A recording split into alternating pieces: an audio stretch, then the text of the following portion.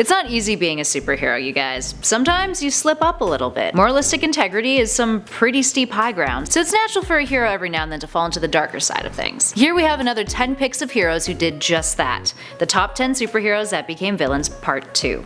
So let's jump right in.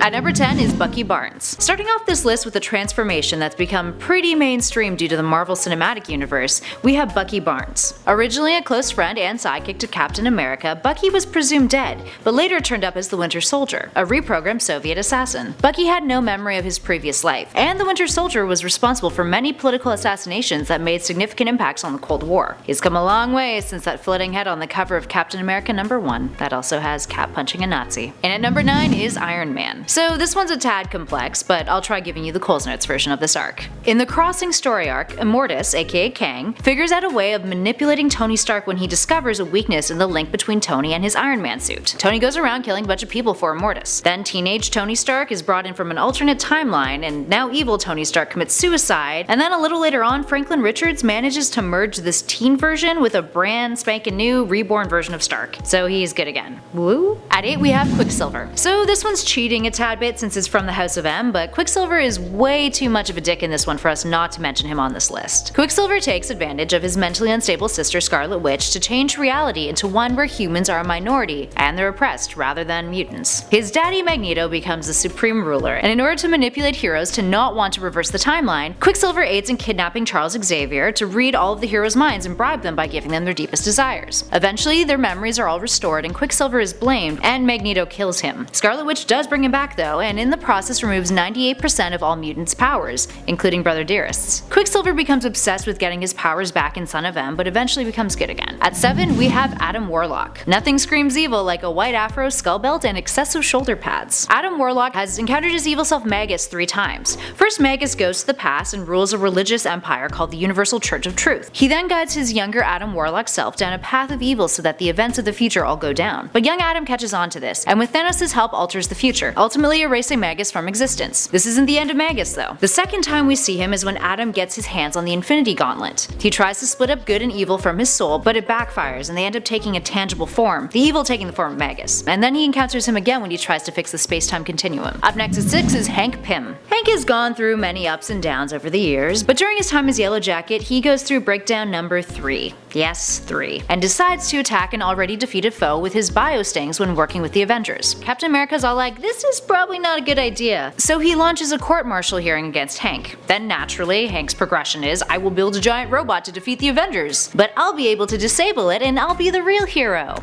And they'll see how valuable I really am. Of course, his wife Janet figures out what he's doing, protests, and then this causes him to slap the out of her. While it's one of the most famous depictions of domestic abuse in comics, it was actually a mistake. Bob Hall, the illustrator, misinterpreted author Jim Shooter's direction, and the strike was supposed to be an accident initially. Regardless, Hank unleashes the robot, named Salvation #1, but it ends up getting into a fight with him instead. He gets kicked out of the Avengers, Janet leaves him, he goes broke, and is forced to work for his nemesis Egghead for a while, which eventually leads to him getting thrown into prison. Inferiority complexes. They're the real evil here, friends. But cut Hank some slack. He's been struggling with mental illness for most of his existence in the comics world. And at 5 we have Daredevil. Daredevil has an arc where he gains control of the Hand and decides that he can use his new minions for his mission for justice. Except things get a little out of hand. No pun intended. He creates a headquarters in Hell's Kitchen that doubles as a prison, and his methods of dealing with foes become more aggressive. Many of his fellow heroes start to notice the red flags, but things take a turn for the worse when Daredevil kills Bullseye. Turns out though that Matt Murdock was just possessed by a demon called the Beast of the Hand, who the Iron Fist then defeats. Nothing like a demon to put a damper on your day. And at 4 we have Superboy Prime. If you're familiar with Superboy Prime, you'll know that he was born in an alternate timeline where all of the heroes you know and love were actually just fictional comic book characters. Sounds a little like real life. Anyway, he comes into contact with Superman from a different universe, and gains powers which at first he's like, I'll do the heroic thing, but then his ego escalates real quick. Look at that.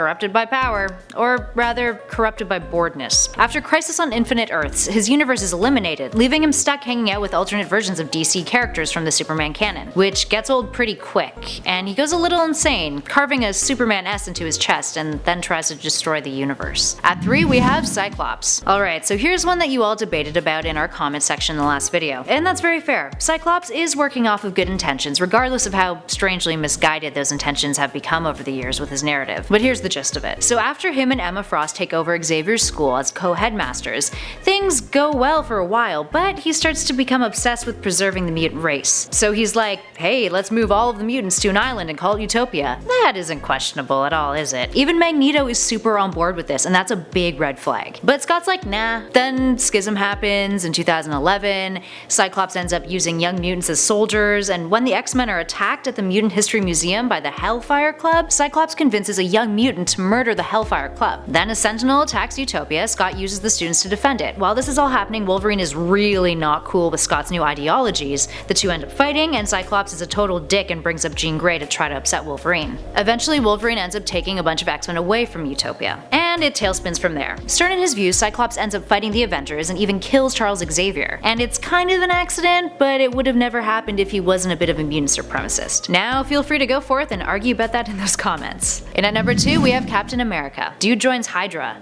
Enough said. It's a former Nazi organization, guys. This happens in Captain America Steve Rogers #1. Writers wanted to do something new for the character for the 75th anniversary of the character, beyond a new slick design. Apparently, prior to this 2016 comic coming out, there were clues and issues leading up to its release since the end of 2014. Many believe that the rhetoric used by Red Skull in these comics is an allusion for things said during the recent USA election, specifically Trump. Don't hate, just pointing out. According to this new story, Captain America was initially supposed to acquire intel from allies to give to the Axis powers during the war, and Red Skull was always using him as a spy. And at number 1 is Superman from Injustice. So this one makes our number 1 spot for 2 reasons. First off, Injustice is a bit of a conflicted series. Some people love it, and some people think it's a steaming pile of garbage. And second, he's objectively really evil in the Injustice universe, to comical proportions. And to be fair, he experienced some significantly crappy things.